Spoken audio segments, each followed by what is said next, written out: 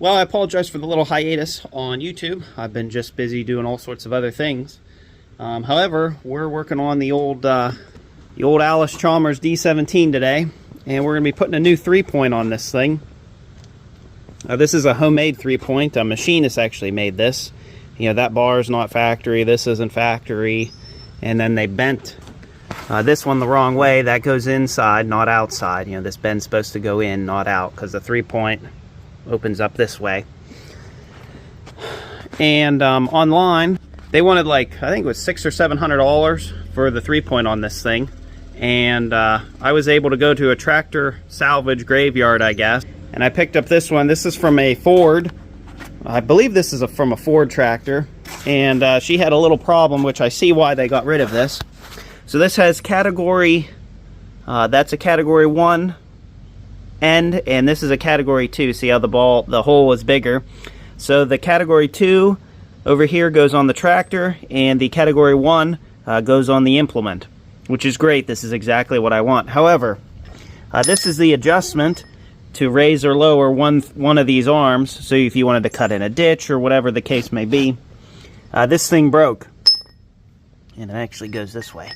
So we're going to weld that back together. I'm going to try to get it as straight as I possibly can, and then we're going to try to rig up this 3-point on the back of the Allis here. I never really liked this 3-point. It's just kind of the way it is, but so be it. And then also I want to, on this tractor, this pulley down here is getting a lot of play in it, and I know I'm going to probably get some flack for this, but I am probably going to end up, I want to weld the shaft onto the pulley, and then I may do that up here as well. You should still be able to slide the shaft out. It just makes it more difficult if you have to replace that bearing. You know, this is a 6-foot Ford flail mower, and a new one of these is pushing, I don't know, it's probably $3,000, $4,000, $5,000, and it's just, I'm not going to do that. That's ridiculous, and I'm just going to fix what I have here already that works fine. It's just getting, I'm worried about the T-shearing, or the spline shearing. There's getting to be some play left and right. And then the last thing I want to do is put some new wheel bearings and races and seals in the front end of this tractor. This has never been done. I've had this tractor now for probably 5 to 10 years, and it's time to give her some love. So hopefully the bearings haven't, I mean, the wheel's still spinning and everything, but hopefully the bearings haven't seized up in there. And I do have some brand new ones to put in, so we're going to do that today as well. I also wanted to say, a new tractor like this today, you know, with 63 horsepower at the engine and then 52 PTO horsepower out the back, a new tractor like this today is pushing $50,000 to $100,000 around there, and I'm obviously not going to do that either.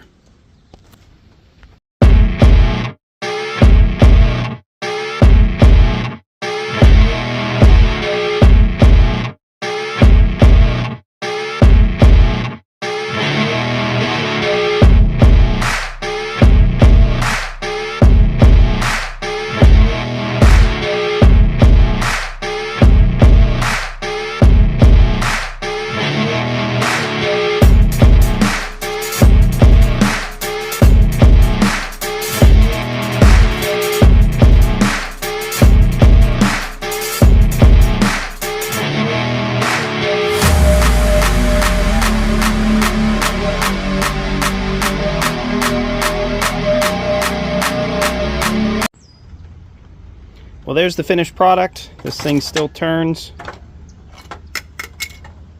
so that's good enough for me.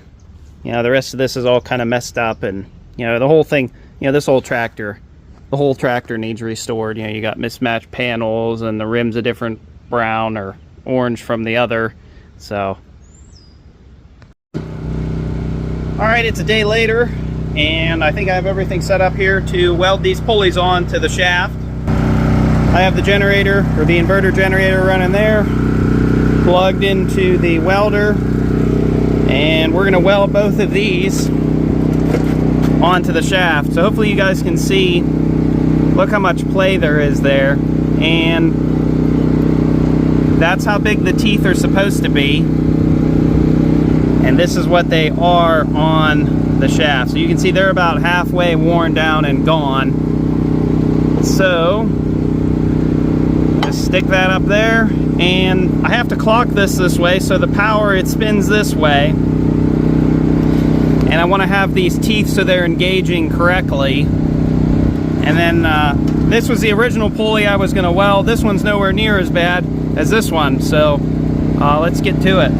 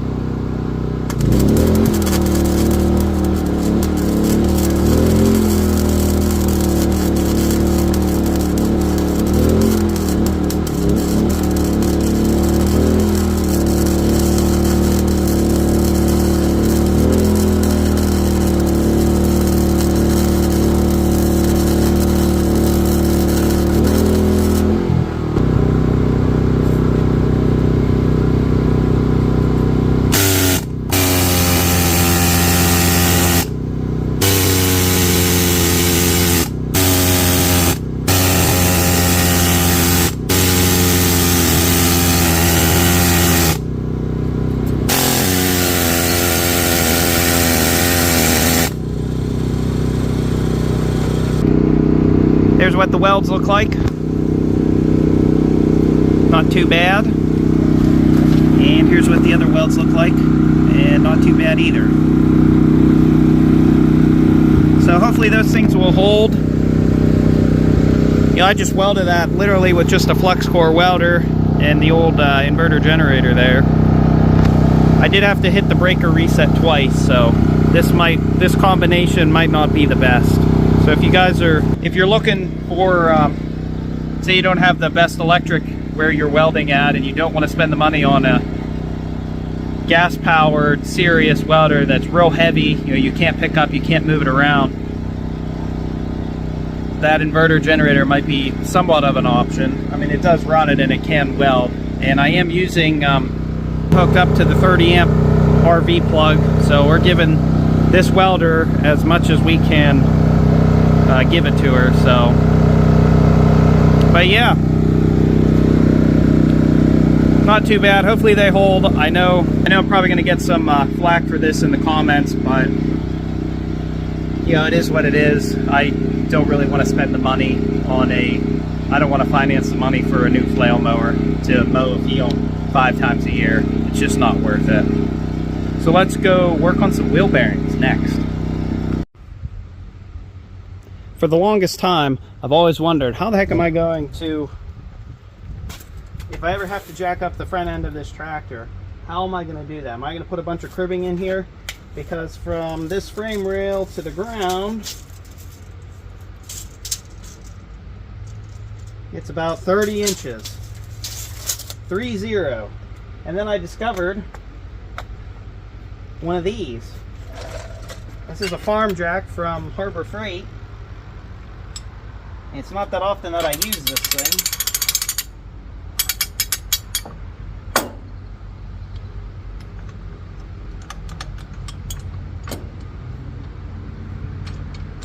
Oh, we got her on the lower.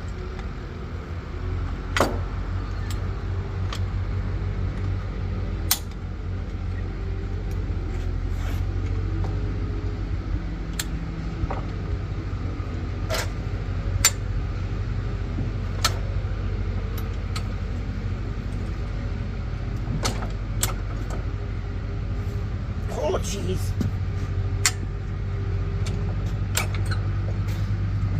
There you go, that's all we needed. So there you go, a farm jack works fantastic. I can pretend that I'm NASCAR with one of these things. Fancy.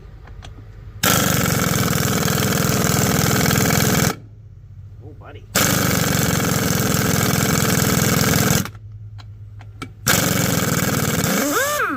Well, maybe not quite.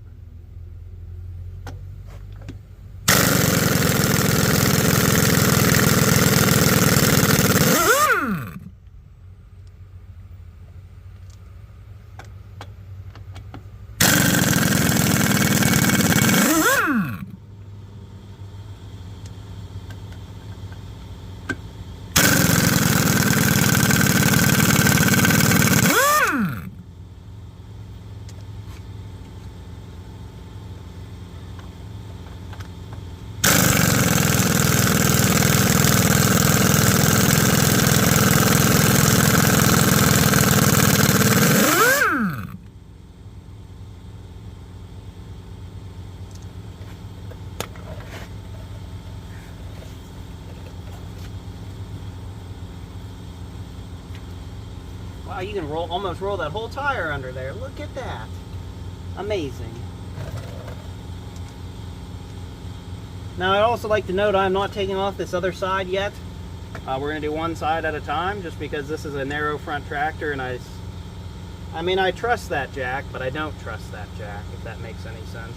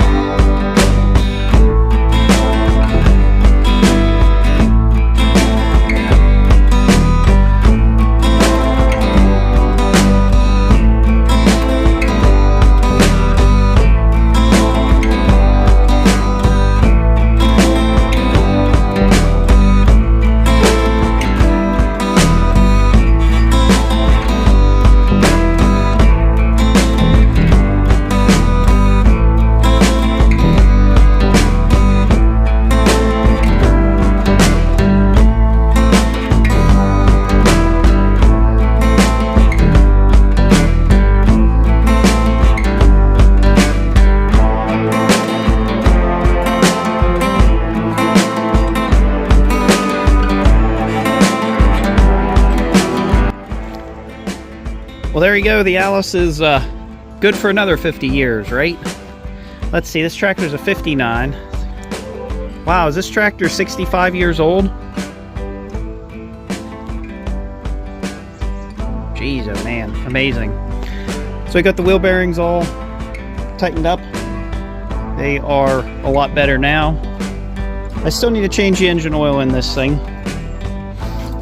But I did some welding on the PTO shaft here, and then I put the 3-point on. Well, that's pretty good.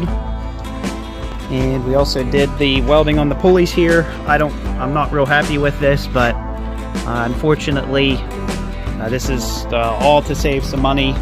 You know, these attachments are pretty expensive. You know, tractors 50 to 100 grand. Wouldn't surprise me if this is 5,000 bucks. You know, it's just how much you want to spend on stuff here to mow a field for 5 times a year. It's really not worth it. So at least for me. So I hope everyone enjoyed the video. Thanks for watching. Again, sorry I haven't been real active on YouTube. Just been trying to figure some things out. I sold the Bobcat. The Bobcat 320 is gone.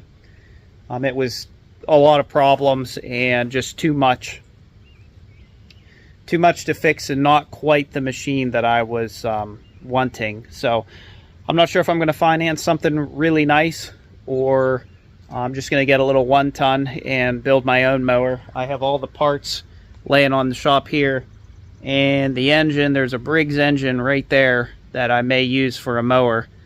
So there you go. I hope everyone enjoyed the video. Thanks for watching, and we will see you all in the next one.